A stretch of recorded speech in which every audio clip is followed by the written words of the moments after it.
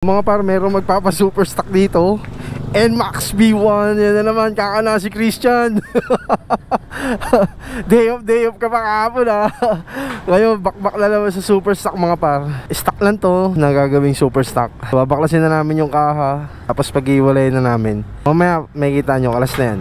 Let's go Christian. Pag-iwalay na yung makina dito sa may chassis, nalinis na rin naman namin yung makina. So ito yung laman loob ng head. Ayan na, malinis na yan. So aasahin na lang yung mga par. Tapos papalitan lang to ng cams. Hasa, cams, tapos sasalpak na dyan, tapos i-degree. So mamaya tapos na yung mga par. Tina-timing na ni Boss Eman mga par yung nagpagawa dito na super stock dito sa may jeg. Ayan o. So ang kasama sa super stock mga par is cams, cam gear. So papakita ko sa inyo yung mga sinama. Ayan. Siyempre, yung bearing ng cam papalitan na dahil merong tama na.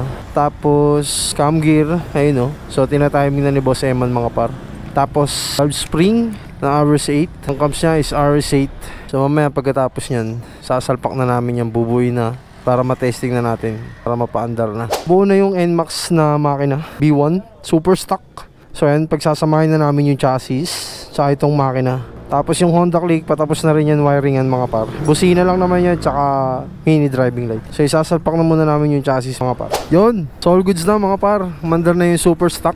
One click. Testing natin ulit, tatayin natin. Narinig ni Christian. Ayan si Christian.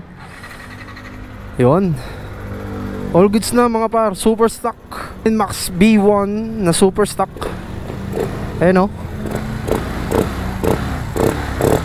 Alright, sa mga gusto magpa super stock dito sa jeg mga par, punta lang kayo or PM nyo lang ako para may schedule natin yung mga motor nyo. So nagsusuper stock tayo ng Honda Click, NMAX Aerox, NMAX B1, NMAX B2.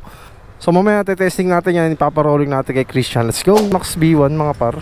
Ayan, super stock. Ayan o, super stock mga par. So ang pinalitan dyan, cam gear, cams, tsaka spring. Ayan na. Yes sir. So sa mga gusto magpagawa dyan, punta lang kayo dito sa Jeg Motorworks. Let's go.